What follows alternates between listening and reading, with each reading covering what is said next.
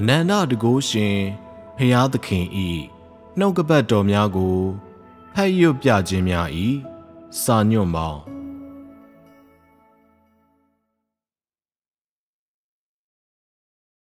လူစားတိခံယူထားသောဖျားသခင်နှင့်ဖျားအသုံးပြုသောလူတို့ကြားဗราဏကြသည့်ကွာခြားချက်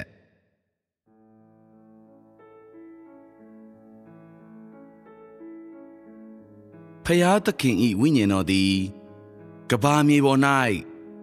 အလုံးလုံးနေသည်နှင့်အညီနှစ်ပေါင်းများစွာမယမနာရှာဖွေနေခဲ့၏ခေတ်ကာလများတစ်လျှောက်လုံးတွင်ဖျားသခင်သည်သူ၏အမှုတော်ကိုလှုပ်ဆောင်မှုလူများစွာတို့ကိုအသုံးပြုခဲ့သည်သို့သောဖျားသခင်၏ဝိညာဉ်တော်သည်တင့်လျော်သောကျိန်းဝတ်ရာမရှိသေးပါထို့ကြောင့်ဖျားသခင်သည်မတူကွဲပြားသောလူတို့၌မယမနာလှုပ်ရှားကာသူ၏အမှုတော်ကိုလှုပ်ဆောင်၏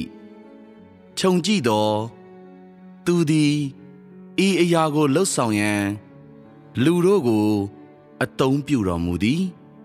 တနည်းအားဖြင့်ဆိုရလျင်များစွာသောဤနှစ်များတစ်လျှောက်၌ဖျားသခင်၏အမှုတော်မှာလုံးဝရပ်တန့်ခဲ့ခြင်းမရှိဘဲယနေ့တိုင်အောင်တစ်လျှောက်လုံးလူအထဲ၌ဆက်လက်ရှေ့ဆက်လှုပ်ဆောင်နေခဲ့ခြင်းဖြစ်ပေသည်ဖျားသခင်ကနှုတ်ကပတ်တော်များစွာပြောကြားခဲ့ပြီးအမှုများစွာပြုခဲ့ပြီးတော်ညာလူသည်ဖျားသခင်ကိုမသိသေးပေအားလုံးမှာဖျားသခင်သည်လူသားထံဘယ်သောအခါမျှမပေါ်ထွန်းခဲ့သောကြောင့်ဖြစ်ပြီးထိတွေ့နိုင်သောတဒံမရှိခြင်းကြောင့်လည်းဖြစ်သည်ထို့ကြောင့်လက်တွေ့ကြသောဖျားသခင်၏လက်တွေ့ကြသောအရေးပါမှုကိုလူအပေါင်းတို့အားသိစေလျက်ဖျားသခင်သည်ဤအမှုတော်ကိုအပြီးသက်ခြင်းသို့ရောက်စေရမည်ဖြစ်သည်ဤအဆုံးသတ်ကိုရရှိဖို့အတွက်ဖျားသခင်သည်လူသားမျိုးနွယ်ထံသူ၏တန်ရှင်းသောဝိညာဉ်တော်အားလက်ဆုပ်လက်ကိုင်ပြနိုင်သည့်သဘောနှင့်ဖော်ပြရမည်ဖြစ်ပြီး၎င်းတို့အလယ်တွင်သူ၏အမှုတော်ကိုလှုပ်ဆောင်ရမည်ဖြစ်သည်ဤသည်မှာဖျားသခင်၏ဝိညာဉ်တော်မှရုပ်ခန္ဓာပုံသဏ္ဍာန်အသွင်ဆောင်ပြီးအသားနှင့်အရိုးတို့ကိုယူတင်ဝတ်ဆင်ကာလူတို့ကြားတွင်ထင်ထင်ရှားရှားသွားလာပြီးမိမိကိုယ်ကိုတခါတရံဖော်ပြကာတခါတရံဖုံးကွယ်ရင်း၎င်းတို့ဘဝအသက်တာများ၌၎င်းတို့ကိုအဖော်ပြသောအခါမှသာလူတို့သည်သူ့ကိုပိုမိုနှဆိုင်စွာသိမြင်နားလည်ခြင်းသို့ရောက်နိုင်မည်ဖြစ်သည်ဖျားသခင်သည်ဇာတိခန္ဓာ၌သာဆက်လက်တည်ရှိနေလျင်သူ၏အလုပ်ကိုအပြည့်အဝအပြီးသတ်နိုင်လိမ့်မည်မဟုတ်ပါယေရှုကတာမန်ဥတဘာဝထဲ၌အချိန်ကာလအပိုင်းအခြားတစ်ခုကြာလှုပ်ဆောင်ပြီးပြည်စည်းရန်လိုအပ်သည့်အမှုတော်အားလုံးကိုအပြီးသတ်ခဲ့သည့်ဤသူပင်ဖျားသခင်သည်ဇာတိခန္ဓာ၌ပြီးမြောက်ဖို့လိုအပ်သည့်အမှုတော်မြတ်ကိုဖြည့်ဆည်းရင်းအချိန်ကာလအပိုင်းအခြားတစ်ခုစာဇာတိပဂတိ၌အလုတ်လုတ်ပြီးနောက်ဇာတိခန္ဓာကိုစွန့်ခွာကာဇာတိခန္ဓာဤပုံရိပ်အသွင်ဖြင့်ဝိညာဉ်ရေးရာထဲ၌အလုတ်လုတ်မည်ဖြစ်သည်လမ်းစဉ်ငါးမှဤကျမ်းပိုက်ကိုသင်တို့မှတ်မိကောင်းမှတ်မိကြပေမည် ကဘာမြေပေါ်တွင်တင့်အဖ၏အလိုတော်ကိုသာဆောင်ရွက်ပြီးသူစေခိုင်းသည့်တာဝန်ကိုအဆုံးသတ်ပါအခြားမည်သည့်အရာမျှသင်နှင့်သက်ဆိုင်ခြင်းမရှိပါဟုငါခမဲတော်ငါအားမိန့်ကြားတော်မူသည်ကိုငါအမှတ်ရမိသည်ဤကျမ်းပိုက်ထဲ၌သင်မည်သည့်အရာကိုမြင်တွေ့ရသနည်းဤကဘာမြေပေါ်ဖျားသခင်ကြွလာသည့်အချိန်တွင်သူသည်ဖျားဤသဘောတဘာဝအတွင်း၌သာသူဤအမှုတော်ကိုလှုပ်ဆောင်လေသည်ဤအရာမှာကောင်းကင်ဘုံမှဝိညာဉ်တော်ကလူဇာတိခံယူထားသောဖျားသခင်ကိုတာဝန်ပေးစေခိုင်းထားသောအရာဖြစ်သည်သူကြွလာသည့်အခါသူသည်ကွဲပြားခြားနာသောနီလန်းများနှင့်မတူညီသောရှုထောင့်အမြင်များမှသူ၏စကားတော်များကိုမွတ်ဆိုဖွင့်ဟခြင်းငါသာနေရာတိုင်း၌စကားပြောတော်မူသည်လူကိုအထောက်ပံ့ပြုခြင်းနှင့်တွင်တင်တော်မူခြင်းတို့ကိုသူ၏ပန်းနိုင်များနှင့်အလုတ်လှုပ်ဆောင်ရာနိယာမအဖြစ်အဓိကမှတ်ယူသည်သူသည်လူချင်းဆက်ဆံရေးများနှင့်လူတို့ဘဝများ၏အသေးစိတ်အကြောင်းအရာများကဲ့သို့သောအမှုကိစ္စများကိုစိတ်မဝင်စားပါ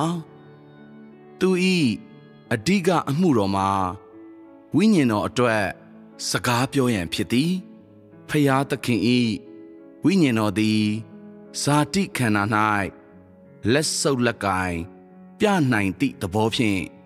ပေါ်လာသောအခါသူသည်လူသားအသက်တာအတွက်ထောက်ပံ့ပေးခြင်းနှင့်တမန်တရားကိုထုတ်ပြန်ခြင်းတို့ကိုသာပြုသည်သူသည်လူအလုပ်ထဲပါဝင်ပတ်သက်ခြင်းမရှိပါဆိုလိုသည်မှာသူသည်လူသားမျိုးနွယ်၏အလုပ်ထဲ၌မပါဝင်ဟုဆိုရမည်ဖြစ်သည်လူသားများသည်ဖျားသဘောတဘာဝ၏အလုပ်ကိုမလုံနိုင်ကြသလိုဖျားသခင်သည်လည်းလူသားအလုပ်ထဲ၌မပါဝင်ပါဖျားသခင်သည်သူ၏အမှုတော်ကိုလှုပ်ဆောင်ရန်ဤကဘာမြေပေါ်ကြွလာခဲ့သည့်အချိန်မှစ၍နှစ်များအားလုံးတစ်လျှောက်သူသည်လူတို့မှတဆင့်ထိုအလုပ်ကိုအမြဲလှုပ်ဆောင်တော်မူခဲ့၏သို့သောဤလူတို့ကိုလူဇာတိခံယူထားသောဖျားသခင်ဟုသတ်မှတ်၍မရဘဲဖျားသခင်၏အသုံးပြုခြင်းခံရသောလူများအဖြစ်သာသတ်မှတ်ရပေမည်သို့သောယနေ့၏ဖျားသခင်သည်ဝိညာဉ်တော်၏အတန်တော်ကိုဆေလွတ်ပြီးဝိညာဉ်တော်ကိုစားအလုတ်လောက်ခါဖျားသဘောတဘာဝ၏ရှုထောင့်မှဓာတ်ရိုက်စကားပြောနိုင်ပေသည်ထိုနည်းတူစွာခေတ်ကာလများတစ်လျှောက်ဖျားသခင်အသုံးပြုခဲ့သောထိုသူအပေါင်းတို့သည်သွေးသားကိုယ်ခန္ဓာအတွင်း၌ဖျားသခင်၏ဝိညာဉ်တော်အလုံးလုံးတော်မူခြင်း၏တာရကများဖြစ်ကြသည်ထို့ကြောင့်၎င်းတို့ကိုဖျားသခင်ဟုအဘဲကြောင့်ခေါ်ဝေါ်၍မရသနည်းသို့သောယနေ့၏ဖျားသခင်သည်လည်းဇာတိခန္ဓာ၌ဖျားဝိညာဉ်တော်၏ဓာတ်ရိုက်အလုပ်လုပ်တော်မူခြင်းဖြစ်သလိုယေရှုမှာလည်းဇာတိခန္ဓာ၌ဖျားဝိညာဉ်တော်၏အလုပ်လုပ်တော်မူခြင်းဖြစ်၏ဤသူနှစ်ဦးလုံးကိုဖျားသခင်ဟုခေါ်ဝေါ်ကြသည်ထို့ကြောင့်ခြားနာချက်မှာအဘယ်အရာဖြစ်သနည်းခေတ်ကာလများတစ်လျှောက်တွင်ဖျားသခင်အသုံးပြုခဲ့သောလူအပေါင်းတို့သည်တာမန်အတွေးခေါ်နှင့်အသိစိတ်တို့ကိုလှုပ်ဆောင်နိုင်သူများဖြစ်ကြသည်လူအမှုကျင့်၏အခြေခံသဘောတရားကို၎င်းတို့အားလုံးသိ တိကြသည်၎င်းတို့သည်တာမန်လူအတွေးခေါ်များကိုဆွဲကင်ထားကြပြီးပုံမှန်လူတို့ရှိထားသင့်သည့်အရာများအားလုံးဆင်ရင်ထားကြသူများဖြစ်သည်၎င်းတို့ထဲမှာအများစုမှာထူးခြားသောပါရမီနှင့်မွေးရာပါဉာဏ်ရည်ဉာဏ်သွေးရှိကြ၏ဤလူတို့အပေါ်အလုလုရာတွင်ဖယားသခင်၏ဝိညာဉ်တော်သည်ဖယားပေးထားသည့်စုကျေးဇူးများဖြစ်သော၎င်းတို့၏ပါရမီများကိုထိန်းချုပ်အသုံးပြုတော်မူလေသည်ဖယားသခင်၏အမှုတော်မြတ်၌၎င်းတို့၏စွမ်းပကားများကိုအသုံးပြုရင်းဖယားသခင်၏ဝိညာဉ်တော်သည်၎င်းတို့၏ပါရမီများကိုဆောင်ယူအသုံးပြုတော်မူသည်သို့သောဖယားသခင်၏အနှစ်သာရမှာစိတ်ကူးနှင့်အတွေးခေါ်များကင်းလွတ်ပြီးလူသား၏ရည်ရွယ်ချက်များနှင့်ရောနှောခြင်းမရှိဘဲပုံမှန်လူတို့ဆင်ရင်ထားသည့်အရာပင်လျင်မရှိပါတနည်းဆိုရလျင်လူအမှုအကျင့်၏အခြေခံသဘောတရားများဖြစ်မလျင်သူအကျွမ်းဝင်မှုမရှိဟုဆိုရမည်ဖြစ်သည်ဤဒီမှာယနေ့ဤဖယားသခင်ကဘာမြေပေါ်ကြွလာသောအခါဖြစ်သောပုံစံဖြစ်သည်သူ၏အမှုတော်နှင့်နှုတ်ကပတ်တော်များမှာလူရည်ရွယ်ချက်များသို့မဟုတ်လူထင်မြင်ချက်နှင့်ရောနှောခြင်းမရှိဘဲ၎င်းတို့သည်ဝိညာဉ်တော်၏ရည်ရွယ်ချက်များ၏ဓာတ်ရိုက်သရုပ်သကန်တစ်ခုဖြစ်ပြီးသူသည်ဖယားသခင်ကိုယ်စားဓာတ်ရိုက်အလုပ်လုပ်လေသည်ဤသည်မှာဝိညာဉ်တော်သည်ဓာတ်ရိုက်ပြောဆိုသည်ဟုအဓိပ္ပာယ်ရသည်ဖယားသဘောတဘာဝသည်အမှုကိုဓာတ်ရိုက်ပြုသောကြောင့်ထိုအရာသည်လူသား၏ရည်ရွယ်ချက်များနှင့်အနည်းငယ်မျှပင်ရောဆက်ခြင်းမရှိဟုဆိုလိုသည်တနည်းဆိုရလျင်ဖယား၏သဘောတဘာဝကိုဓာတ်ရိုက်သရုပ်ထင်စေသောလူဇာတိခံယူထားသည့်ဖယားသခင်သည်လူအတွေးခေါ်သို့မဟုတ်စိတ်ကူးများမရှိသလိုလူအမှုအကျင့်၏အခြေခံသဘောတရားများကိုလည်းနားလည်သဘောပေါက်မှုမရှိခြင်းဖြစ်သည်ဖယား၏သဘောတဘာဝတစ်ခုတည်းကသာအမှုပြုခဲ့သည်ဆိုလျင်အဓိပ္ပာယ်မှာဖယားသခင်ကိုယ်တော်တိုင်ကသာအမှုပြုခဲ့သည်ဆိုလျင်ကဘာမြေပေါ်၌ဖယားအမှုတော်ကိုလှုပ်ဆောင်ဖို့ရန်အတွက်နီလန်ရှိခဲ့လိမ့်မည်မဟုတ်ပေထို့ကြောင့်ဖယားသခင်ကဘာမြေပေါ်ကြွလာသောအချိန်တွင်ဖယား၏သဘောတဘာဝထဲ၌ဖယားသခင်ပြုသောအမှုနှင့်ရှင်လျက်လူတဘာဝအတွင်းအလုလုဖို့ရန်သူအသုံးပြုလေရှိသည့်အရေးအတွက်နည်းပါသောလူများရှိရမည်ဖြစ်သည်တနည်းအားဖြင့်ဖယားသခင်သည်မိမိ၏ဖယားသဘောတဘာဝအလုပ်ကိုထောက်မဖို့ရန်အတွက်လူသားအလုပ်ကိုအသုံးပြုခြင်းဖြစ်သည်သို့မဟုတ်လျင်လူအတွက်ဖယားသဘောတဘာဝ၏အလုံးနှင့်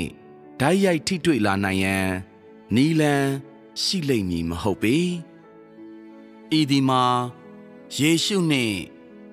သူ၏တပည့်များဖြစ်ခဲ့သည့်ပုံစံဖြစ်သည်ကဘာပေါ်၌သူရှိခဲ့သည့်အချိန်အတွင်းတွင်ယေရှုသည်ပညတ်ချက်ဟောင်းများကိုဖျက်ပယ်ခဲ့ပြီးပညတ်တရားအသစ်များကိုချမှတ်ခဲ့သည်များစွာသောနှုတ်ကပတ်တော်များကိုလည်းသူမိန့်မြတ်တော်မူခဲ့၏ဤအမှုအားလုံးကိုဖယား၏ ဘောတဘာဝရဲ၌လှုပ်ဆောင်တော်မူခဲ့ခြင်းဖြစ်သည်ပေတရုပေါလုနှင့်ယောဟန်ကဲ့သို့အခြားသောသူအားလုံးတို့သည်၎င်းတို့၏နောက်ဆက်တွဲအလုပ်ကိုယေရှု၏နှုတ်ကပတ်တော်များ၏အခြေခံအုတ်မြစ်ပေါ်တွင်မှီထားခဲ့ကြသည်ဆိုလိုသည်မှာဖျားသခင်သည်ကျေးဇူးတော်ခေတ်၏အစပြုခြင်းကိုဖွင့်ပေးရင်းသူ၏အလုပ်ကိုယင်းခေတ်ထဲ၌စတင်ဆောင်ရွက်နေခဲ့ခြင်းဖြစ်သည်တနည်းအားဖြင့်ဆိုလျှင်ဖျားသခင်သည်အဟောင်းကိုပယ်ဖြတ်ပြီး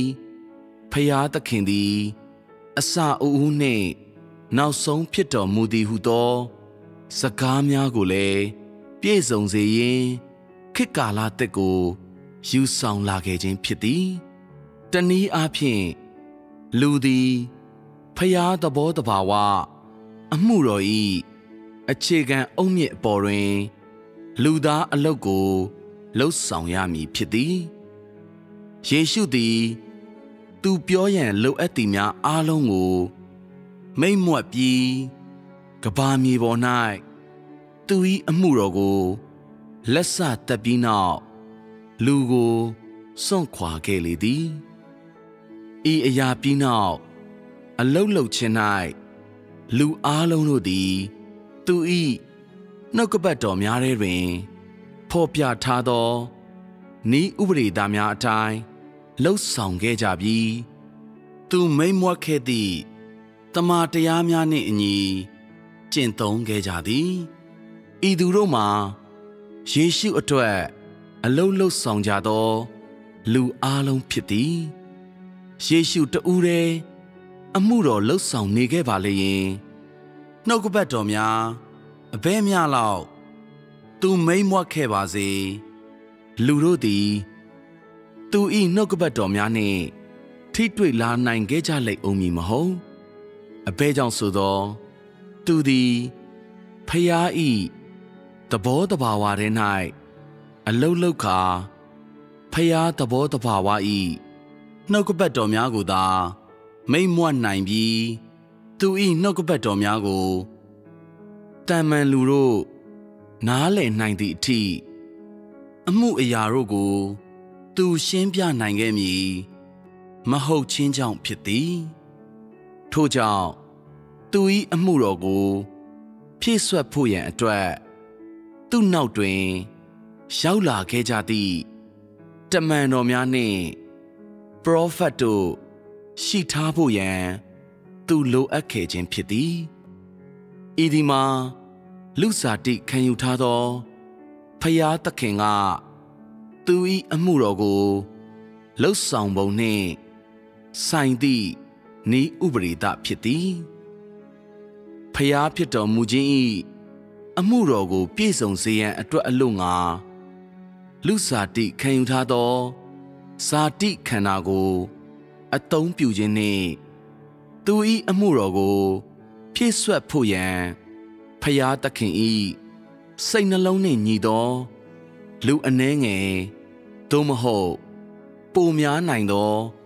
လူတို့ကိုအသုံးပြုခြင်းဖြစ်သည်တနည်းအားဖြင့်ဆိုရလျင်ခတ်သိမ်းသောလူတို့တမာတရားကိုရရှိနိုင်စေဖို့အလို့ငါဖျားသခင်သည်ထိန်ကြောင်းခြင်းနှင့်ရေလောင်းပေးခြင်းအလုပ်ကိုလှုပ်ဆောင်ရန်အတွက်သူ၏စိတ်နှလုံးနှင့်ညီသောလူတို့ကို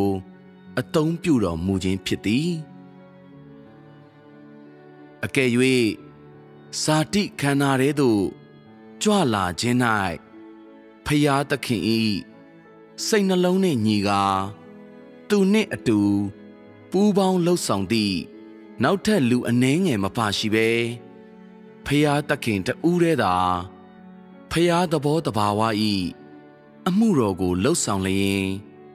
လူသည်ဖျားသခင်၏အလိုတော်ကိုနားလေသဘောပေါက်ရန်သို့မဟုတ်ဖျားသခင်နှင့်ထိတွေ့လာရန်နီလန်းရှိလိမ့်မည်မဟုတ်ပေ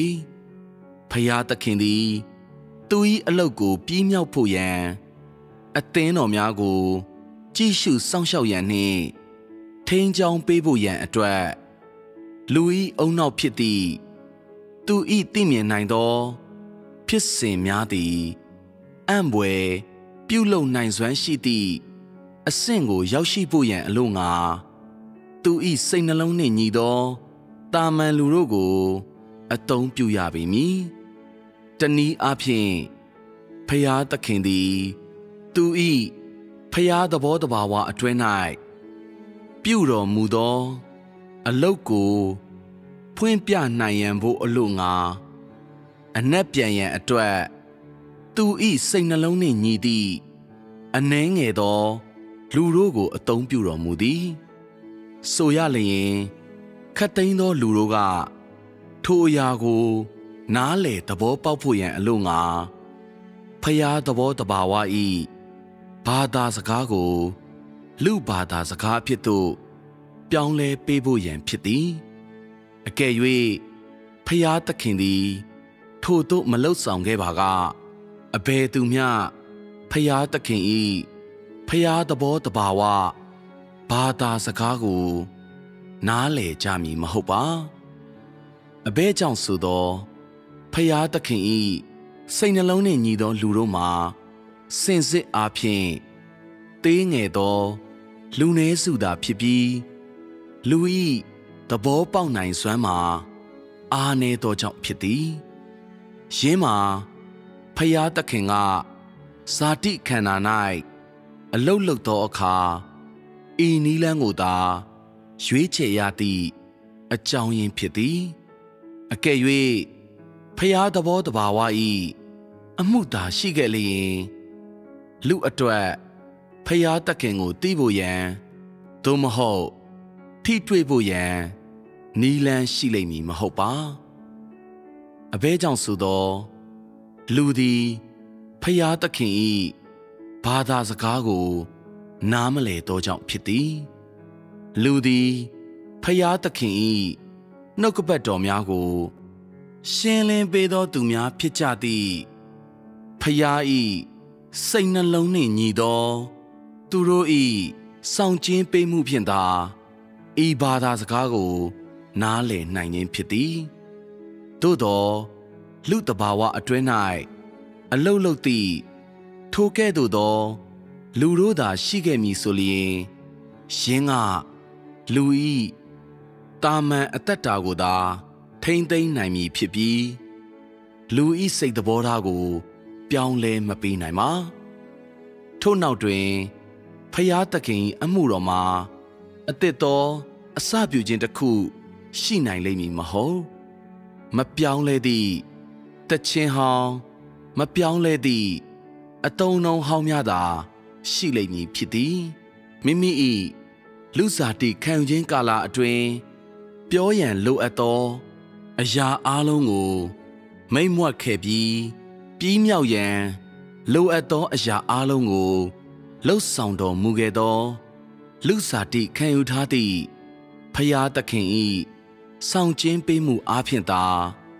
ယင်းနောက်လူတို့သည်သူ၏နှုတ်ကပတ်တော်များအရာလှုပ်ဆောင်ပြီးတွေ့ကြုံခံစားကြရသည်ထို့ကြောင့်သာလျှင်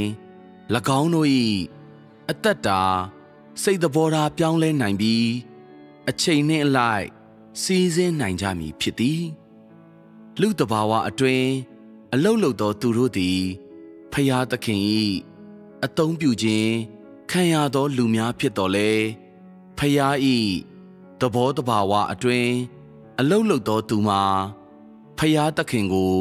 ကိုးစားပြု၏ဆိုလိုသည်မှာလူစားတိခံယူထားသောဖယားသခင်သည်ဖယားသခင်၏အသုံးပြုခြင်းခံရသောလူတို့နှင့်ခိုင်ခိုင်မာမာကွာခြားပေသည်လူစားတိခံယူထားသောဖယားသခင်သည်ဖယားသဘောတဘာဝ၏အမှုကိုလှုပ်ဆောင်နိုင်ပြီးဖယားသခင်၏အသုံးပြုခြင်းခံရသောလူတို့ကမူမလှုပ်ဆောင်နိုင်ကြပါခေတ်ကာလအသီးသီး၏အစတွင်ဖယားသခင်၏ဝိညာဉ်တော်သည်ခေတ်တစ်ကိုအစပြုဖို့ရန်နှင့်လူကိုအသစ်သော အစပြုရာအတွင်းသို့ရောက်စေဖို့ကိုယ်တိုင်ကိုယ်ကျမိန့်မြွက်သည်သူ၏မိန့်မြွက်ခြင်းပြီးဆုံးသောအခါဤသည်မှာသူ၏ဖယားသဘောတဘာဝအတွင်းရှိအမှုတော်ပြီးမြောက်ပြီဟုသည့်လက္ခဏာဖြစ်သည်ယင်းနောက်တွင်လူအားလုံးတို့သည်မိမိတို့၏အသက်တာအတွေ့အကြုံများအတွင်းသို့ဝင်ရောက်ရန်ဖယားသခင်၏အသုံးပြုခြင်းခံရသောသူတို့၏ဥဆောင်မှုကိုလိုက်နာကြလေသည်ထိုနည်းတူစွာဤသည်မှာဖယားသခင်ကလူကိုခေတ္တအတွင်းသို့ခေါ်ဆောင်ပြီးအရောက်တိုင်းကိုအသစ်သောအစပြုရာတစ်ခုပေးတော်မူသည့်အဆင့်လည်းဖြစ်သည်ဤသို့ဖြင့်ဇာတိခန္ဓာ၌ဖယားသခင်၏အမှုတော်အဆုံးသတ်ခဲ့၏ဖယားသခင်သည်သူ၏တာမန်လူတဘာဝကိုပြည့်စုံစေဖို့မြေကြီးပေါ်သို့ကြွလာခြင်းမဟုတ်ပါသူသည်တာမန်လူတဘာဝ၏အလုတ်ကိုလှုပ်ဆောင်ရန်မဟုတ်ဘဲဖယားသဘောတဘာဝ၏အမှုကိုသာတာမန်လူတဘာဝတဲ့၌လှုပ်ဆောင်ရန်ကြွလာခြင်းဖြစ်သည်ဖယားသခင်မိန့်မြွက်သောတာမန်လူတဘာဝသည်လူကစိတ်ကူးပုံဖော်ထားသည့်အရာမဟုတ်ပေလူကတာမန်လူတဘာဝကိုဇနီးမယားတဦးသို့မဟုတ်လင်းယောက်ျားတဦးသို့မဟုတ်သားသမီးများရှိခြင်းဟုအနက်ဖွင့်၏ဤအရာများသည်တစုံတဦးမှာတာမန်ပုဂ္ဂိုလ်တဦးဖြစ်သည်ဟုသောတတ်သိတက္ကာယဖြစ်သည်သို့သောဖယားသခင်ကဤနီးလန်းဖြင့်မရှုမြင်ပါသူကတာမန်လူတဘာဝကိုတာမန်လူသားအတွေးခေါ်တာမန်လူသားဘဝများရှိခြင်းနှင့်တာမန်လူတို့မှမွေးဖွားခြင်းအဖြစ်ရှုမြင်သည်သို့သောသူ၏တာမန်အချိန်တွင်လူကနားလည်ထားသည့်တာမန်အခြေအနေပုံစံဖြစ်သည့်ဇနီးမယားတဦးသို့မဟုတ်လင်းယောက်ျားတဦးသို့မဟုတ်သားသမီးများရှိခြင်းတို့မပါဝင်ပါဆိုရလျင်လူအတွက်မူဖယားသခင်မိန့်မြွက်သည့်တာမန်လူတဘာဝမှာလူတဘာဝကင်းမဲ့သည်ဟုလူကသတ်မှတ်လိမ့်မည်အရာဖြစ်ပြီးတာမန်ပုဂ္ဂိုလ်တဦး၏အပြင်းပန်းသာရှိကာတာမန်ပုဂ္ဂိုလ်တဦး၏ပုံမှန်တရံကိုဆောင်ယူခဲ့တော်လဲအနှစ်သာရအားဖြင့်တာမန်ပုဂ္ဂိုလ်တဦးပိုင်ဆိုင်ထားသင့်သည့်အရာအလုံးကိုပြည့်ပြည့်စုံစုံမပိုင်ဆိုင်ခဲ့သောယေရှုကဲ့သို့ပင်စိတ်ခံစားမှုမရှိသလောက်ဖြစ်ခါတွေးသားလိုအပ်ချက်များကင်းမဲ့သည့်ပုံပေါက်သည်လူစားတိခံယူထားသောဖယားသခင်၏ဖြစ်တည်မှုကတာမန်လူတဘာဝတစ်ခုလုံးကိုခြုံငုံမိခြင်းမရှိသည်ကိုဤအရာမှမြင်နိုင်ပေသည်သို့သောတာမန်လူသားဘဝများ၏လှုပ်ရိုးလှုပ်စင်များကိုထောက်ပံ့ပေးရန်နှင့်တာမန်လူသားအသိစိတ်စွမ်းအားများကိုတည်တံ့စေဖို့ရန်အတွက်လူတို့အသင့်ရှိထားသင့်သည့်အရာများ၏အစိတ်အပိုင်းတစ်ခုသာခြုံငုံမိပေသည်သို့သောဤအရာတို့သည်လူတို့သတ်မှတ်ထားသည့်တာမန်လူတဘာဝနှင့်လားလားမျှမသက်ဆိုင်ပါ၎င်းတို့မှာလူစားတိခံယူထားသောဖယားသခင်ပိုင်ဆိုင်သင့်သည့်အရာများဖြစ်ကြသည်သို့သောဤသူတို့ကလူစားတိခံယူထားသောဖယားသခင်မှာဇနီးတဦးနှင့်သားနှင့်သမီးများရှိမှသာတာမန်လူတဘာဝကိုပိုင်ဆိုင်သည်ဟုဆိုနိုင်မည်ဟု၍လက်ခံထားကြ၏ဤအရာများမရှိဘဲသူသည်တမန်ပုဂ္ဂိုလ်တဦးမဟုတ်ပါဟု၎င်းတို့ဆိုကြ၏သို့ဆိုလျင်ဖယားသခင်တွင် စနီးမယားတဦးရှိသလောဖျားသခင်အတွက်လင်းယောက်ျားတဦးရှိဖို့ရန်ဖြစ်နိုင်သလောဖျားသခင်တွင်ကလေးများရှိနိုင်သလောဟုသင်တို့ကိုငါမေးမည်အေအရာတို့မှာယုတ်တိအမှားများဖြစ်သည်မဟုတ်လောသို့သောကြောက်ဆောင်များကြားအကြောင်းတစ်ခုမှလူစားတိခံယူထားသောဖျားသခင်ထွက်ပေါ်မလာနိုင်သလိုကောင်းကင်မှစင်းကြမလာနိုင်ပါသူသည်တာမန်လူသားမိသားစုတစ်ခုတည်း၌သာဖွားမြင်နိုင်ပေသည်ယင်းမှာသူ၌မိဘများနှင့်နှမများရှိရသည့်အကြောင်းရင်းဖြစ်သည်ဤအရာများသည်လူစားတိခံယူထားသောဖျားသခင်၏တာမန်လူတဘာဝကရှိထားသင့်သည့်အရာများဖြစ်သည်ယေရှုသည်လည်းယင်းကဲ့သို့ပင်ဖြစ်ခဲ့သည်ယေရှုသည်မိခင်ဖခင်နှင့်ညီအကိုမောင်နှမများရှိခဲ့ပေသည်ဤအရာအလုံးကတာမန်ဖြစ်ခဲ့သည်သို့သောအကယ်၍သူ့မှာဇနီးတဦးနှင့်သားသမီးများရှိခဲ့လျင်သူပိုင်ဆိုင်သည့်အရာမှာလူစားတိခံယူထားသောဖျားသခင်ပိုင်ဆိုင်ဖို့ရန်အတွက်ဖျားသခင်ရည်ရွယ်တော်မူခဲ့သည့်တာမန်လူတဘာဝဖြစ်ခဲ့လိမ့်မည်မဟုတ်ပေဤသို့ဖြစ်ခဲ့လျင်သူသည်ဖျားသဘောတဘာဝ၏ကိုစားအမှုတော်ကိုဆောင်ရွက်နိုင်ခဲ့လိမ့်မည်မဟုတ်ပါသူ့မှာဇနီးသို့မဟုတ်ကလေးများမရှိခဲ့တော့လေတာမန်မိသားစုထဲ၌တာမန်လူတို့မှမွေးဖွားခဲ့ခြင်းကြောင့်တသက်သာဖျားသဘောတဘာဝ၏အမှုတော်ကိုသူဆောင်ရွက်နိုင်ခဲ့ခြင်းဖြစ်သည်ဤအရာကိုထပ်မံရှင်းလင်းအောင်ပြောရလျင်ဖျားသခင်တတ်မှတ်သောတာမန်ပုဂ္ဂိုလ်ဆိုသည့်အရာမှာတာမန်မိသားစုထဲတွင်မွေးဖွားလာသောပုဂ္ဂိုလ်တဦးဖြစ်သည်ထိုကဲ့သို့သောပုဂ္ဂိုလ်တဦးသည်သာဖျားသဘောတဘာဝ၏အမှုတော်ကိုဆောင်ရွက်ဖို့အရေးအချင်းရှိသည်အခြားတစ်ဖက်တွင်အကယ်၍ပုဂ္ဂိုလ်တဦးသည်ဇနီးကလေးများသို့မဟုတ်လင်ယောက်ျားရှိလျင်ထိုသို့သောပုဂ္ဂိုလ်သည်ဖျားသဘောတဘာဝ၏အမှုတော်ကိုဆောင်ရွက်နိုင်လိမ့်မည်မဟုတ်ပါအဘဲကြောင့်ဆိုသောသူသည်လူသားတို့လိုအပ်သည့်တာမန်လူတဘာဝသာရှိမည်ဖြစ်ပြီးဖျားသခင်လိုအပ်သည့်တာမန်လူတဘာဝကိုပိုင်ဆိုင်လိမ့်မည်မဟုတ်ခြင်းကြောင့်ဖြစ်သည်ဖျားသခင်စဉ်းစားထားသည့်အရာနှင့်လူတို့နားလေသောအရာတို့သည်မကြာခဏကြီးမားစွာကွဲပြားနေတတ်ပြီးအမျိုးအစားတခြားစီဖြစ်နေတတ်ပေသည်ဖျားသခင်အမှုတော်၏ဤအဆင့်တွင်လူတို့၏အယူအဆများနှင့်ဆန့်ကျင်ပြီးကြီးကြီးမားမားကွဲပြားခြားနားနေသောအရာများစွာရှိ၏ဖျားသခင်အမှုတော်၏ဤအဆင့်တွင်လူသားမျိုးနွယ်က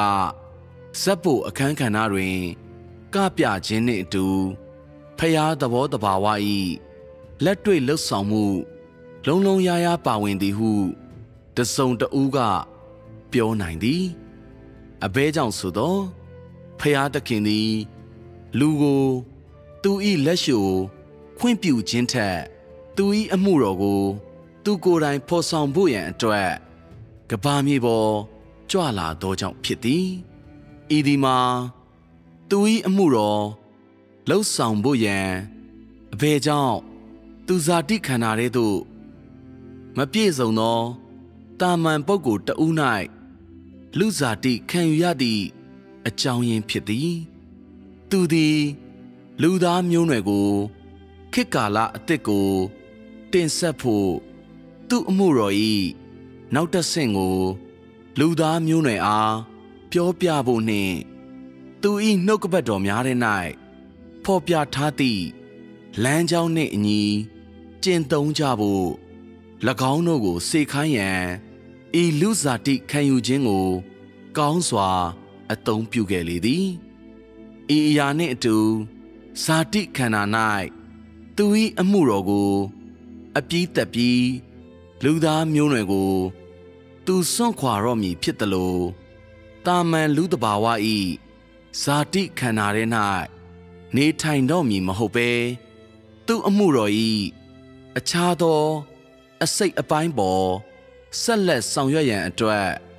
လူထံမှအဝေးသို့ရွေ့လျားခြင်းဖြစ်သည်ထို့နောက်သူ၏စိတ်နှလုံးနှင့်ညီသောလူတို့ကိုအသုံးပြုရင်းကဘာမြေပေါ်ဤလူစုအကြားသူ၏အမှုတော်ကိုဆက်လက်လှုပ်ဆောင်တော်ညာလေ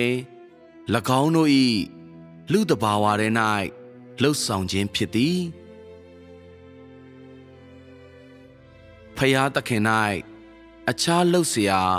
အလုံများစွာထက်ရှိနေသောကြောင့်လူဇာတိခံယူထားသောဖယားသခင်သည်အစဉ်အမြဲလူနှင့်အတူမနေနိုင်ပါသူသည်ဇာတိခန္ဓာ၌ချီနှောင်ခြင်းမခံနိုင်ပါယင်းအလုပ်ကိုဇာတိခန္ဓာ၏ပုံရိပ်၌သူလှုပ်ဆောင်တော်ညာလေသူလှုပ်ဖို့လိုအပ်သည့်အလုပ်ကိုလှုပ်ဆောင်ရန်ဇာတိခန္ဓာကိုသူချွတ်ချရမည်ဖြစ်သည်ဖယားသခင်ကဘာမြေသို့ကြွလာသောအချိန်တွင်အသေးခံခြင်းနှင့်လူသားမျိုးနွယ်ကိုမစွန့်ခွာမီသူသည်တာမန်လူတဦးကရရှိသင့်သည့်ပုံစံသို့သူရောက်ရှိသည့်အထိမဆောင်ဆိုင်ပါသူ၏ဇာတိခန္ဓာကအဘဲမြလောက်အိုမင်းနေပါစေသူ၏အမှုပြီးသောအခါသူသွားကလူသားကိုစွန့်ခွာလေသည်သူအတွက်အသက်အရွယ်ဆိုသည်မှာမရှိလူသက်တမ်းနှင့်အညီသူ၏နေ့ရက်များကိုသူမရေတွက်ပါယင်းအစားသူသည်သူ၏အမှုတော်တွေကအဆင့်များနှင့်အညီဇာတိခန္ဓာ၌သူ၏ဘဝကိုအဆုံးသတ်လေသည်ဇာတိခန္ဓာထဲသို့ကြွလာရာတွင်ဖယားသခင်အနေဖြင့်အချို့သောအဆင့်တစ်ခုအထိကြီးထွားဖွံ့ဖြိုးလာရမည်လူလားမြောက်သူတဦးဖြစ်လာကအသက်အိုမင်းခြင်းသို့ရောက်ပြီးထိုခန္ဓာယိုယွင်းသောအခါမှသာစွန့်ခွာရမည်ဟုခံစားရသူများရှိကောင်းရှိနေနိုင်သည်ဤဒီမှာလူဤစိတ်ကူးစိတ်တမ်းဖြစ်သည်ဖယားသခင်ကယင်းကဲ့သို့မလှုပ်ဆောင်ပါသူလှုပ်သင့်သည့်အလုပ်ကိုလှုပ်ဆောင်ဖို့ရန်သာဇာတိခန္ဓာအတွင်းသို့သူကြွလာခဲ့ခြင်းဖြစ်ပြီးမိဘများထံမှမွေးဖွားခြင်းကြီးထွားလာခြင်းမိသားစုတစ်ခုဖွဲ့စည်းကာအသက်မွေးဝမ်းကြောင်းအလုပ်တစ်ခုစတင်ခြင်းကလေးများရှိခြင်းသို့မဟုတ်ဘဝ၏အနှိမ့်အမြင့်တို့ကိုတွေ့ကြုံခံစားရခြင်းစသည့်တာမန်လူတဦး၏လှုပ်ရှားသွားလာမှုအလုံးဖြင့်တာမန်လူဘဝတစ်ခုကိုအသက်ရှင်နေထိုင်ရန်အတွက်မဟုတ်ပါဖယားသခင်ကဘာမြေသို့ကြွလာသောအခါဤဒီမှာဖယားသခင်၏ဝိညာဉ်တော်ကဇာတိခန္ဓာကိုဝစ်ဆင်ခြင်းဖြစ်ပြီးဇာတိခန္ဓာ၌ကြွလာခြင်းဖြစ်တော်လေဖယားသခင်သည်တာမန်လူသားတဦးဘဝ၌အသက်မရှင်ပါသူ၏စီမံခန့်ခွဲမှုအစီအစဉ်တွေကအစိတ်ပိုင်းတစ်ခုကိုပြင်းမြောက်ဖို့ရန်အတွက်သာသူကြွလာခြင်းဖြစ်သည်ယင်းနောက်လူသားမျိုးနွယ်ကိုသူစွန့်ခွာလိမ့်မည်ဇာတိခန္ဓာထဲသို့သူကြွလာသောအချိန်တွင်ဖယားသခင်၏ဝိညာဉ်တော်သည်ဇာတိခန္ဓာ၏တာမန်လူတဘာဝကိုမပြည့်စုံစေပါယင်းထက်ဖယားသခင်ကြိုတင်သတ်မှတ်သည့်တစ်ချိန်တွင်ဖယား၏သဘောတဘာဝကဓာတ်ရိုက်သွားကလှုပ်ဆောင်တော်မူသည်ထို့နောက်သူလှုပ်ဖို့လိုအပ်သည့်အရာအလုံးကိုလှုပ်ဆောင်ပြီးသူ၏အမှုတော်မြတ်ကိုအပြည့်အဝ လက်စတက်ပြီးနောက်တွင်ဤအစစ်၌ဖျားသခင်ဝိညာဉ်တော်၏အလုတ်ပြီးစီးလေသည်ယင်းအခိုက်တွင်သူ၏သွေးသားခန္ဓာက၎င်း၏တက်တန်းရှည်ကိုရှင်သန်နေထိုင်သွားနိုင်သည်ဖြစ်စေမသွားနိုင်သည်ဖြစ်စေလူစားတိခံယူထားသောဖျားသခင်၏ဘဝလည်းအဆုံးသက်လေသည်ယင်းမှာသွေးသားခန္ဓာကဘဝ၏မြည်သည့်အဆင့်ကိုရောက်သည်ဖြစ်စေကဘာမြေပေါ်၌ညီမြကြကြအသက်ရှင်ပါလိမ့်စေအရာအလုံးမှာဝိညာဉ်တော်၏အမှုတော်အားဖြင့်ဆုံးဖြတ်သည်ဟုဆိုရမည်ဖြစ်သည်လူကစဉ်းစားထားသည့်တာမန်လူတဘာဝဖြစ်ရမည်အရာနှင့်လားလားမျှမဆိုင်ပါယေရှုကိုဥပမာတစ်ခုအနေဖြင့်ယူကြစို့သူသည်33နှစ်ခွဲကြာဇာတိခန္ဓာထဲ၌အသက်ရှင်ခဲ့၏လူသားခန္ဓာတစ်ခု၏ဘဝတက်တန်းအရာယင်းအသက်အရွယ်၌သူမကွယ်လွန်သင့်ခဲ့သလိုမစွန့်ခွာသင့်ခဲ့ပါသို့သောယင်းမှာဝိညာဉ်တော်နှင့်နည်းနည်းမျှဆက်ဆိုင်သောအရာမဟုတ်ခဲ့ပါသူ့အလုတ်ကပြီးဆုံးခဲ့ပြီယင်းအခိုက်အတန့်တွင်ခန္ဓာကိုယ်မှာဝိညာဉ်တော်နှင့်အတူပျောက်ကွယ်ရင်းယူဆောင်သွားခြင်းခံခဲ့ရလေသည်ဤနေရာမှာအားဖြင့်ဖျားသခင်သည်ဇာတိခန္ဓာ၌အလုတ်လုတ်တော်မူခြင်းဖြစ်သည်ထို့ကြောင့်အတိအကျပြောရလျင်လူဇာတိခံယူထားသောဖျားသခင်သည်တာမန်လူတဘာဝမရှိပါထက်လောင်းပြောရလျင်တာမန်လူသားတဦး၏ဘဝကိုရှင်သန်ဖို့ရန်အတွက်ဤကဘာမြေပေါ်သူကြွလာခြင်းမဟုတ်ပါသူသည်တာမန်လူသားဘဝကိုပထမဆုံးတည်ဆောက်ပြီးနောက်မှစတင်အလုတ်လုတ်ခြင်းမဟုတ်ပါယင်းအစားသူ့အနေဖြင့်တာမန်လူသားမိသားစုထဲ၌ဖွားမြင်ရသည့်ကာလပတ်လုံးဖျားသဘောတဘာဝ၏အမှုတော်ကိုလှုပ်ဆောင်နိုင်ခြင်းဖြစ်သည်သူ့မှာလူရည်ရွယ်ချက်များနှင့်ဆက်ဆိုင်သည့်အရာတစိုးတစင်းများမရှိသူသည်သွေးသားမဆန်ပါလူအဖွဲ့စည်း၏နီလန်းများကိုသူမခံယူသို့မဟုတ်လူအတွေးခေါ်များသို့မဟုတ်စိတ်ကူးများတဲ့ပါဝင်ပတ်သက်ခြင်းမရှိလူဘဝတသနာများနှင့်တာ၍ဆက်နွယ်ခြင်းမရှိပါဤဒီမှာလူဇာတိခံယူထားသောဖျားသခင်ကလှုပ်ဆောင်ရန်ရည်ရွယ်ထားသည့်အမှုတော်ဖြစ်ပြီးသူ၏လူဇာတိခံယူခြင်းနှင့်ဆက်ဆိုင်သောလက်တွေ့ကြသည့်အရေးပါမှုလည်းဖြစ်သည်ဖျားသခင်သည်ဇာတိခန္ဓာ၌ပြင်းမြောက်ရန်လိုအပ်သည့်အမှုတော်၏အဆင့်တစ်ခုကိုအဓိကလှုပ်ဆောင်ဖို့ရန်အတွက်အခြားအရေးမပါသည့်ဖြစ်စဉ်များကိုကြုံတွေ့ရခြင်းမရှိဘဲဇာတိခန္ဓာ၌ကြွလာခဲ့သည်တာမန်လူတဦး၏အတွေ့အကြုံများသူ့တွင်မရှိပါလူဇာတိခံယူသောဖျားသခင်လှုပ်ဆောင်ရန်လိုအပ်သည့်အမှုတော်တွင်တာမန်လူသားအတွေ့အကြုံများမပါဝင်ပါထို့ကြောင့်ဖျားသခင်သည်ဇာတိခန္ဓာ၌ပြင်းမြောက်ဖို့ရန်လိုအပ်သည့်အမှုတော်ကိုပြင်းမြောက်ခြင်းအလို့ငါဇာတိခန္ဓာ၌ကြွလာတော်မူခြင်းဖြစ်သည်ကျွင်းသောအရာတို့သည်သူနှင့်လုံးဝမသက်ဆိုင်ပါသူသည်အရေးမပါသောဖြစ်စဉ်များစွာကိုဖျက်ဆီးမသွားပါသူ၏အမှုတော်ပြင်းမြောက်သည်နှင့်တပြိုင်နက်သူ၏လူဇာတိခံယူခြင်းဆိုင်ရာအရေးပါမှုလည်းအဆုံးသတ်၏ဤအဆင့်ကိုပြည်စည်းခြင်းဆိုသည်မှာဇာတိခန္ဓာ၌သူလှုပ်ဆောင်ရန်လိုအပ်သည့်အလုပ်ပြီးဆုံးခြင်းဖြစ်ပြီးသူ၏ဇာတိခန္ဓာနှင့်ဆိုင်သောအမှုတော်ပြည့်စုံပြီဟုအဓိပ္ပာယ်ရသည်သို့သောသူသည်ဇာတိခန္ဓာ၌အကန့်အသတ်မရှိ အလုတ်ဆက်လုပ်မနေနိုင်ပါသူ့အနေဖြင့်ဇာတိခန္ဓာအပြင်ဘက်တနေရာဖြစ်သည့်အခြားနေရာတစ်ခုသို့အလုတ်လုပ်ဖို့ရန်ဆက်ရွေ့ရမည်ဖြစ်သည်ဤနီလန်းအဖြစ်သာသူ၏အမှုတော်သည်ပို၍အပြည့်အဝပြည့်စုံလာကပို၍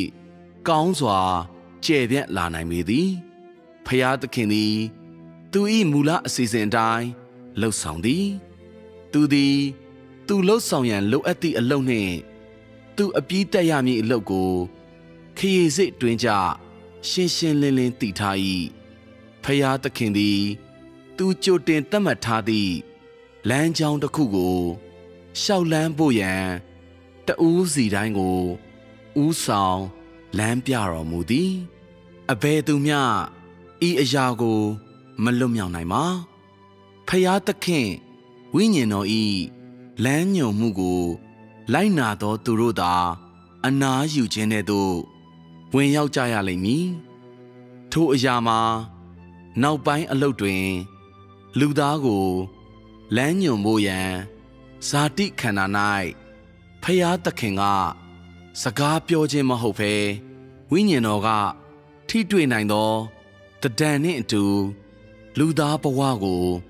လမ်းညွှန်ပေးခြင်းဖြစ်ကောင်းဖြစ်နေနိုင်သည်သို့မှသာလူသည်ဖျားသခင်ကိုခိုင်ခိုင်မာမာထိတွေ့နိုင်မည်ဖျားသခင်အပေါ်ကြည်မြင်နိုင်မည်ဖြစ်ပြီးလက်တွေ့ကြသောဖျားသခင်၏စုံလင်အောင်ပြုခြင်းခံရလာစေဖို့အလို့ငါဖျားသခင်သတ်မှတ်ထားသည့်